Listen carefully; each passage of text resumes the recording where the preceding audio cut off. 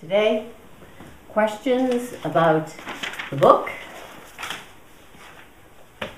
this book, my new book, Walking Home with Baba? Questions, comments, anything? Here we go. Go for it. Yep.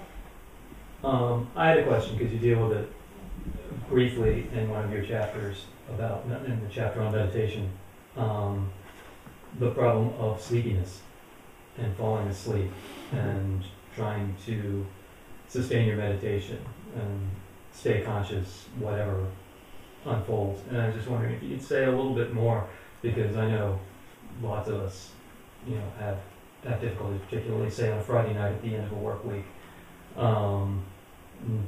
resisting sleep. Mm-hmm.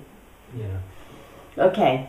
For a lot of people, and I've met people, they've actually thought when they would go into deep sleep in meditation that and then they'd wake up, they had a great meditation. No, they had a great rest. So, that's one piece, very important to remember. That's not meditating, that's deep sleep. Nothing wrong with it, but don't call it what it isn't. Remember, we have waking state, dream state, deep sleep, and then who we really are. Okay? So we're heading back. So when we go to sleep at night, we turn in, right? Just like when we would go to meditate, we turn in, and what has to turn off? Mind has to turn off. We have to leave the waking state, right? And so it's a similar thing like we're going through different towns. We have to go through the territory of sleep. We're going to reach the territory of sleep before we have to go through it. Unfortunately, we tend to then get called to stay there. And the practice is building up. You have to build up a stamina so that you go into and then fall asleep. You then go in and fall asleep. Then you go in, I'm awake, a little longer. You're pressing. What you're doing is you're forming your stamina. Your ability to stay awake stretches and gets longer and longer. And that's what happens. If you resist horrifically, then you're actually pulling the brakes. So at some point you just surrender. But you have to consciously, okay, I know I'm going to go to sleep. I'm going to surrender to sleep. But you want to keep pushing the envelope further and further, longer and longer, till you stay awake. So that eventually what will happen is we actually stay awake in the deep sleep state. So we're actually awake. Who we really are is awake, and we're aware that we're awake. And even if we were to go into the dream state, we'd be aware that we'd be in the dream state. So in some ways you want to be working, you're working to meditation is who shouldn't be there eventually, and who does fall asleep is the one we want to get rid of. So we're separating the small self from who we really are, so that we want to keep pulling that apart, so that we're awake, who we really are, even if we do fall asleep. And we're awake, even if we are in deep sleep. And so that we never fall asleep. That's what's going to happen. That's why the great beings always say, wake up, stay awake, wake up. Because that's what they're talking about. We actually do wake up and we stay awake. So great beings are awake in their sleep state. So we would always be awake in our meditation, but we have to work to separate. So even as you're going in, you want to go, who is it that's going in and who am I leaving behind? That answer?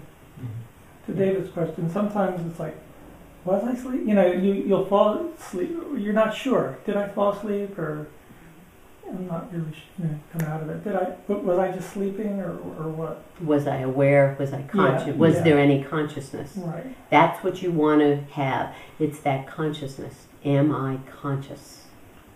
Can I ask a question? Sure. So, like, when you're at that point, when you're like that, you know, aware and in meditation, your basic falling asleep is basically going into the Turiya state all the time. No, you're not right? going into Turiya. No, Turiya is what state is the Turiya state? I thought that was, you know, the real that's deep way, meditation no, that's state, not deep the sleep. Fourth state. Fourth state's Turiya, it's not deep sleep. Yeah, after deep sleep. Right, it's past deep sleep. It's so you're saying that when you don't even do the deep sleep, if you know, a great enlightened saint is always in Turiya state. And so what I'm asking, is that where they sleep? You're saying they're always awake. They don't sleep, they're always awake. Turiya state is always awake. There is no sleep. They're in the Turiya state when they're in the waking state. They're in the Turiya state when they're in the deep dream state. They're in the Turiya state when they're in the deep sleep state. Okay. Because all that it is, the fourth state, they call it the fourth state, but it's actually not the fourth state. It is the ultimate who we really are state. So it is the witness of the three other states. They only call it Turiya because it looks like it's a fourth state, but it's not.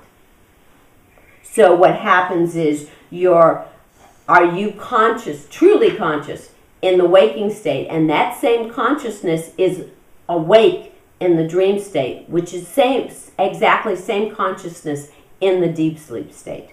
So you're always in the Turiya state at that point. There is no, they sleep in the Turiya state. No, they're always they live. They are who they are, and they know that their body is resting. They are who they are, and they know they are dreaming. They are who they are, and they know they're doing deep sleep. They are who they are, and they know they're in the waking state. Yeah. So is that Turiya state always blissful? Who you really are is. Okay. Who you really are, your true nature. So, and then that's who we really are. It's our true nature. And then if we have other vibrations that we're doing sadhana and we're cleaning up, and that's what the book's about. It's about how to actually clean up, because that's what we're doing. Is we're learning how to still all the vibrations. So there still could be vibrations of physical pain, vibrations of mental anguish, all of that, but you're working to separate them out. You're fine. You're fine, and your body's having all kinds of things. When Baba talked about his strokes, that he had these massive heart attack thing, 50 strokes in one, like fast, horrific. They couldn't believe he was still alive, but he was in bliss, and his body was going through what his body needed to go through. When I talked about malaria, and I was fine, and my body was racked in horrible pain. But I was fine. Understand? Yes, I do. Okay. So to understand that passage in the book where I think it's you who walks in the room, and I interpret it to mean almost like he put his body back on himself. He's coming from that Turiya state. Yes. That's a way of understanding that. Yes, exactly. Yes, exactly. He lives in who he really is, which means he doesn't have any. He doesn't use the vehicles when he's in that state. But in order to talk, we need to engage. He put on personality. He enlivened those vehicles, and then here he is. It was the same consciousness that. Yes. Well. Yes. Yes. Yes. Because you talk a lot about surrender as well in the book, and I was reading the chapter on early teachers, and was it Annalise Mertz? And that dance that you didn't want to do, that routine, and she made you do it, and then she said yes for the first time to you. Yep. And I realized for me that surrender has always been an idea, but not an experience necessarily, so it's changing for me. But could you just talk a little bit about that thread of surrender in your life and what it means to the spiritual practice? Okay. Surrender is a verb. It's a verb. It's active. It's an activity. We actually do it. It's a question of what we surrender to. Most of us surrender to our small self. So, because that's what we do, we're always in misery. So what then has to happen is we have to find somebody, hopefully, outside us that we trust to surrender to. And if we surrender to that person and they tell us to move a glass, I don't want to move the glass. I'm going to move the glass. I'm not going to move the glass. Why should I move the glass? That's not surrendering. And at the same time, we move the glass, but we're and I don't want to do it. And I'm doing it. That's not surrender. That's not surrender. Surrender is actually letting go of all attitude, all opinions, all so that we give 100% to that activity that we have now surrendered to, that we've now given ourselves to. If we're sitting there and we do, I did what you asked, have we surrendered? No. Not at all. And that's, again, an issue. There's what we have is that's a small self that is still running the show. Well, and I think that in this culture, we're afraid to have a teacher and to really learn because we think we might be drinking the Kool-Aid. Right. So the point is you have to discern who is in fact a good teacher. And then once you discern that, then you surrender. Bobby used to say, check it out, test. Look at what are the criteria for a good teacher? Does the teacher want what's best for you, or is it only about them? Are they actually looking out for your best interest? And when I say your, I mean true self. Which was my question, because it's like the idea of what's best for you can override that over and over and over again, which is what, I guess, the seed, right? Mm-hmm. So that's why, for me, I wanted to know about the kind of the seed that keeps recurring and how to...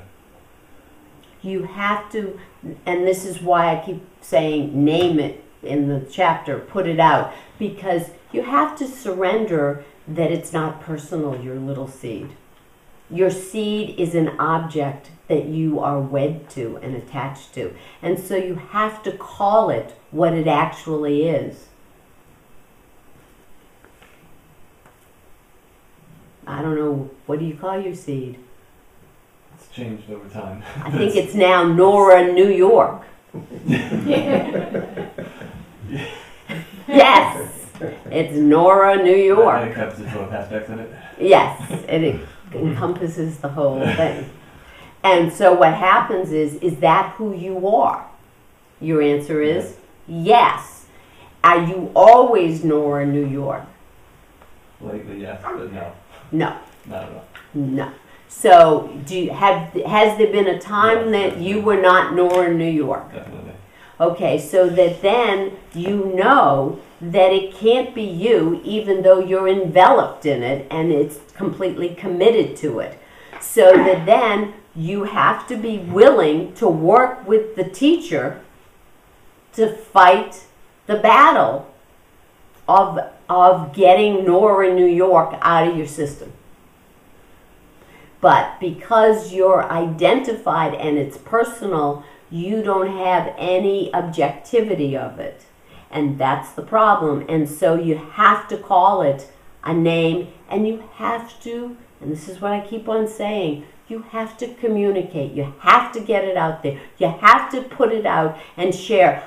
Hi, I am committed to being Nora, New York. How are you today? And that way, you're starting the process of actually making it not personal. If we keep it within ourselves, if we keep it so caught up and tied up, and we're all, oh, this is my precious secret, it becomes my precious, and we will not get rid of it. And when we start talking about it and putting it out there, what then happens is we get free of it. We actually get free of it. The thing with that is that when you actively do that, you're also kind of freeing up those people around you that you're in a relationship with to not cause more harm, in one sense, because you're kind of... If you're only relating with everybody as Nora, New York, and you're committed to being Nora, New York, everybody's sort of like, right. But if you're with everybody in terms of, I know I'm committed to Nora, New York right now, I am aware of that, or I'm not even aware of it, I have no witness, but that's who I believe I am right now. So I am aware that what comes out of my mouth, how I act, what I do, is all about that. That is the whole thing of first acknowledging and knowing the ins and outs of the seed, and accepting that that's where I am at the moment, instead of pretending I'm somewhere, or I thought I was finished with this. For years I talked about sedimentary rock, and that's what it is. Shale is shale at every level, and it's going to show up. You think your life lessons are just half-hour lessons? No, life lessons are called life lessons because they're life lessons, and they're going to keep on coming back to remind you, did you clean this out? Is this clear? Am I done with this?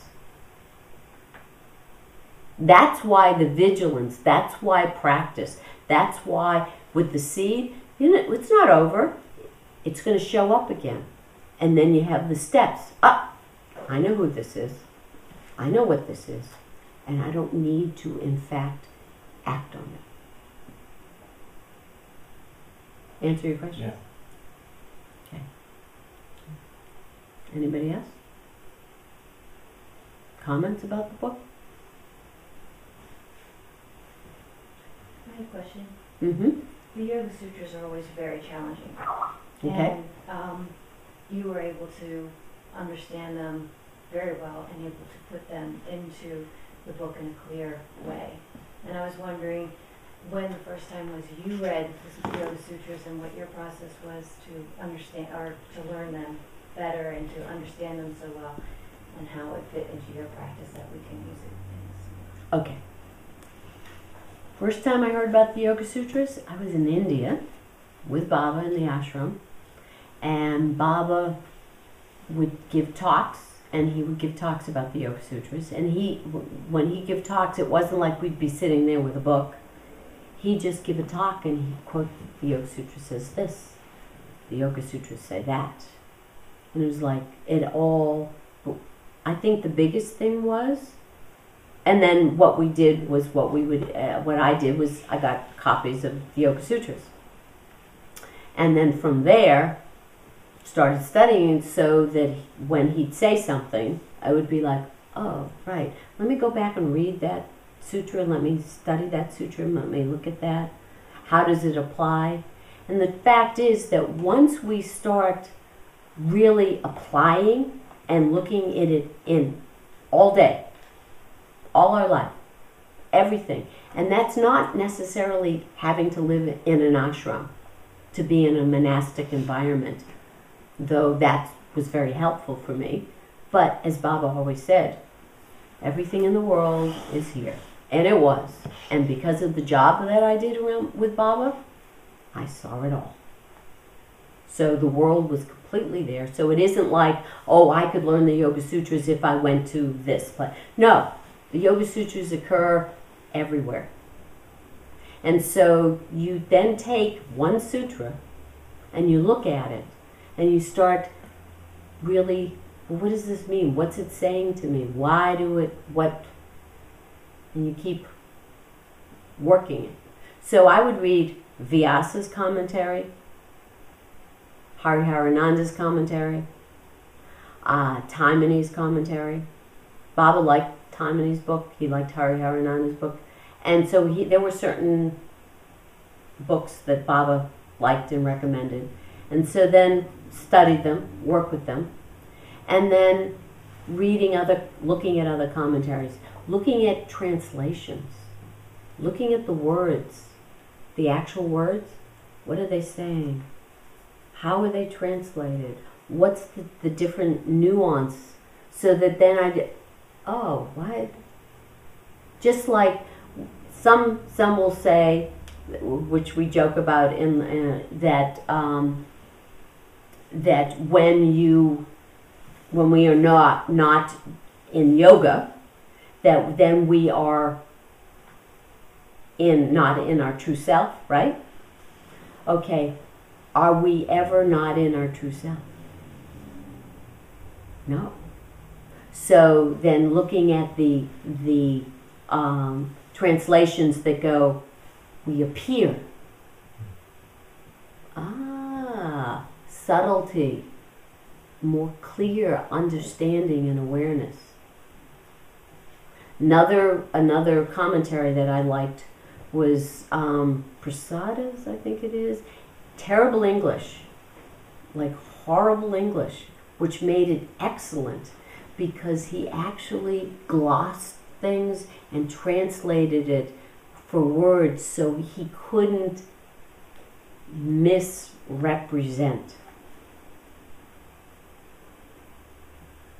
And again, looking at the Sanskrit, just looking at the Sanskrit, then going back again, and then just looking at the sutra.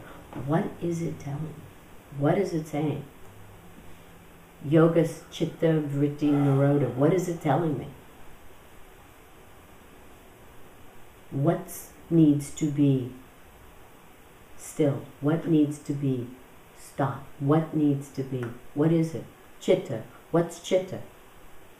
And a lot of people, if I want to be really superficial, it's going to be this. But where was I? I was with a great teacher. So that great teacher would show me that chitta was not this superficial. So you start to see, oh, the interpretation, the understanding would be a lot deeper.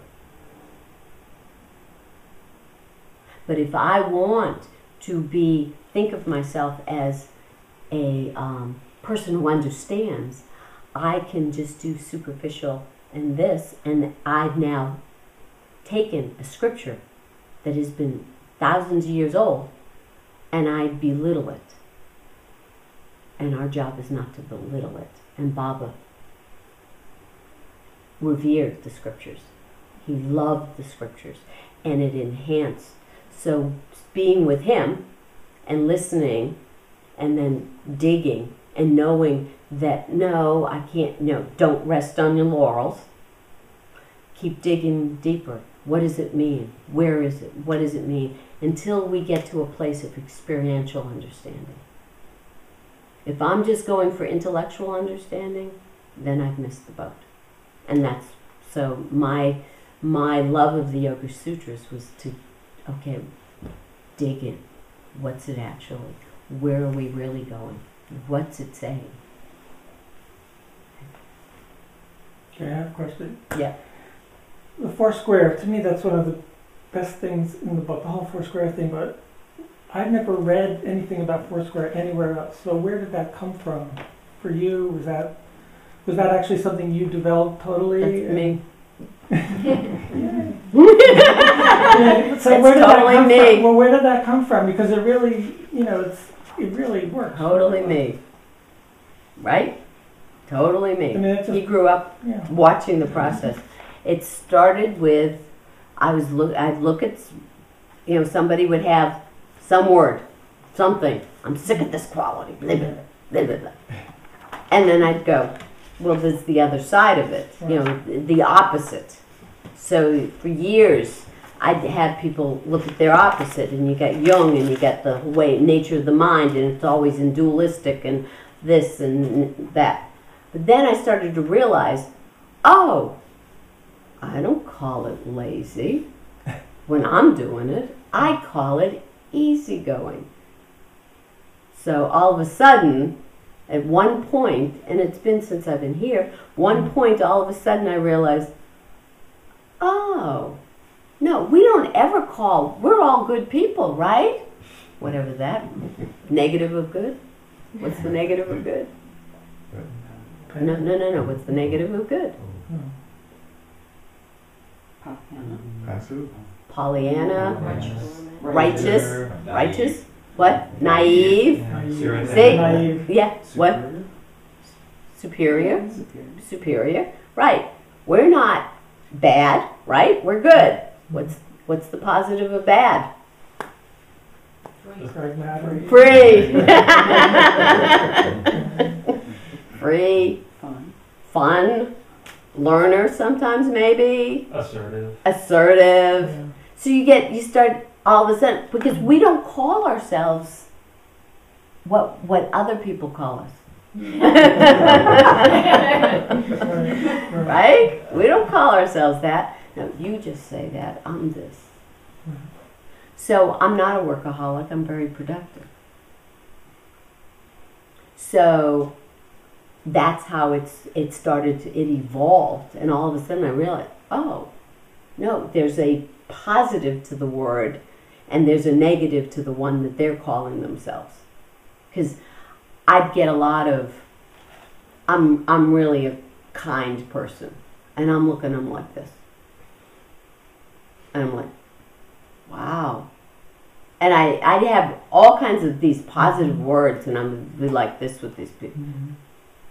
Okay. So then I started, no, you call it that, I call it this, and then that's how it developed. And then realizing that if we in fact own all of them, that we have them all, because for each of it, and that's for everybody, right. Because if we can see it, we have it. It's in us. If it isn't in us, we can't see it. So that then we see it, we own all of them, and we're okay with them, then what do we have? Are they we have choice, and are they who we are? No, they're qualities. They're not, I am a good person. I have goodness, and sometimes I apply it. And sometimes I do not. And sometimes it doesn't work out so well. And other times it does. That in? Yeah. Yeah. No, I like the Foursquare. Yeah. I have a question about the heart. Okay. And it's such a central piece of your practice and what you teach and in the book. And how did you first become aware of that as sort of the root in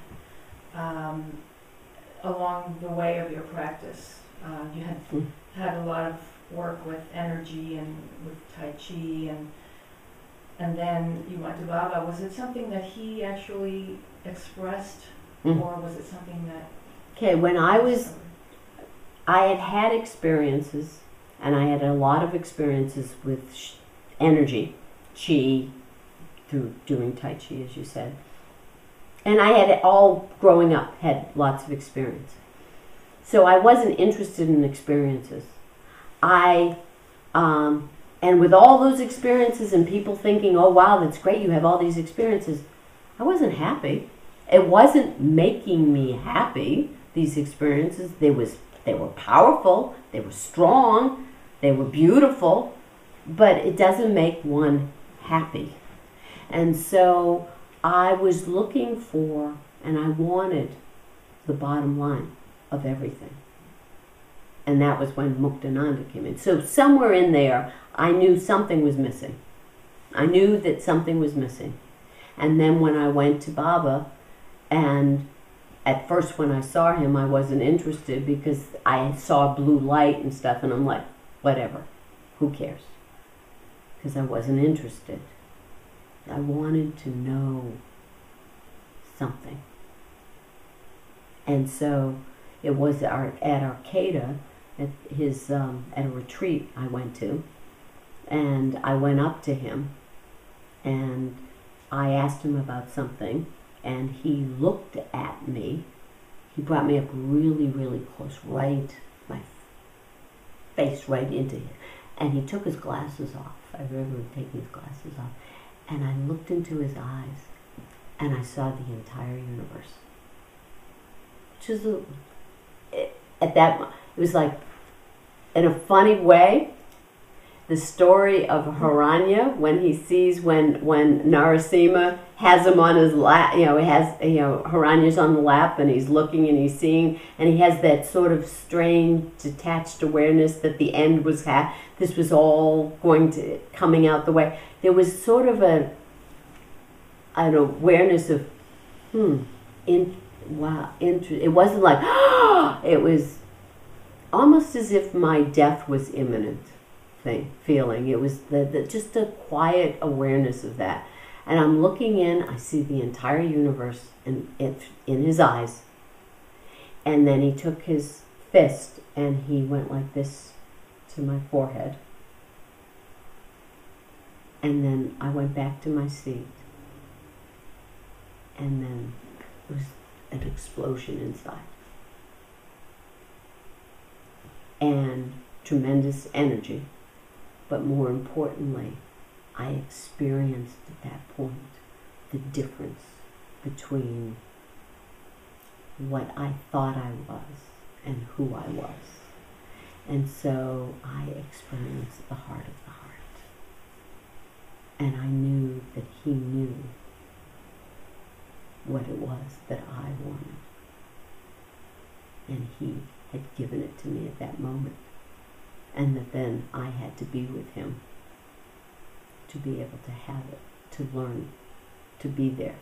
Because I knew it wasn't after those initial experiences, then we settle back down and then we have to work for it. So I knew he had it.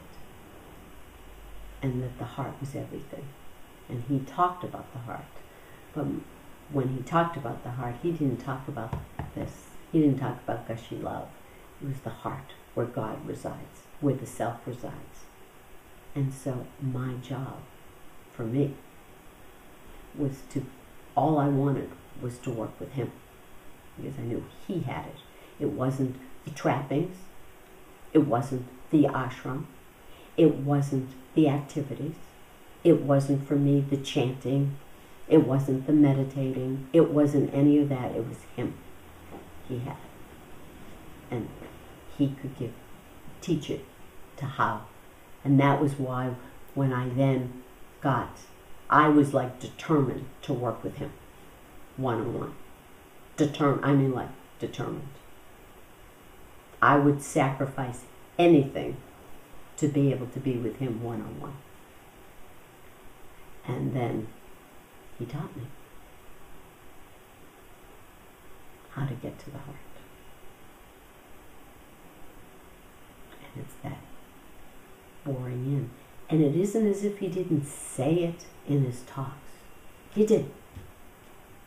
And I remember a time where he said Sahaj Samadhi, walking bliss, looking into the heart, being in the heart, and looking out simultaneously the world.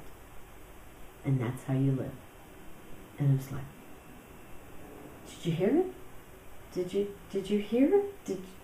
And no, but it just like went like this for everybody. It was like, oh my God, that's incredible.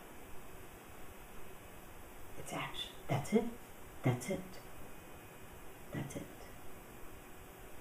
But he had already been teaching me the actual practice. It's not about an idea. And so when he gave talks, a lot of times people would just either go out because the Shakti was so strong, or they'd great ideas, wonderful ideas. But he was actually telling us the answer, the truth.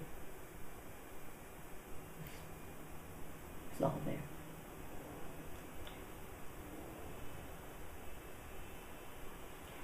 Anybody else? Yeah. So then kind of going off what Clara said, so for someone who hasn't had that experience, and they don't have anything that they could ever really relate it to, Mm-hmm. or maybe they do and they just don't know it. Mm-hmm. For them it would, I mean, what kinds of things could you just say again about how to help them? I don't even know if you necessarily want to give them another idea, but How to actually get there. Okay. Right. So what I usually would say, and I do this, where it's encoded in our language, it's encoded in our actions. What is in the heart of hearts? What is our birthright? It's love. It's happiness. It's true love. So in our heart of hearts, it's all there. Where's the heart? It's not in the physical body, it's deeper in, but the body's a map. And what I would say to that person, when you feel love, where is it? It's here. It's here. I would say, we don't ever say, I love you. I don't know anybody who usually does that. Do you know any? I don't know a culture that says, I love you. We say, I love you. And so what I do then is, you agree? Yes. Okay. Then the way to start is to not think it, because if you think it, you're still doing this. And they say, well, I don't know where the heart is. And I say, well, can you feel your left knee without touching it? Can you feel your right elbow without touching it? Usually people can sense it. They can sense it. So now go into the center of your chest, where you experience love. And if you don't experience love, where you experience pain. And that's your start. And then, if it's pain, then we work on stilling that vibration. And it moves toward love. And that's how you start. And then you keep digging in. You bore in deeper and deeper. And then we work on giving up what isn't, what keeps us from being there. That answer your question? Okay. So, thank you. Thank you.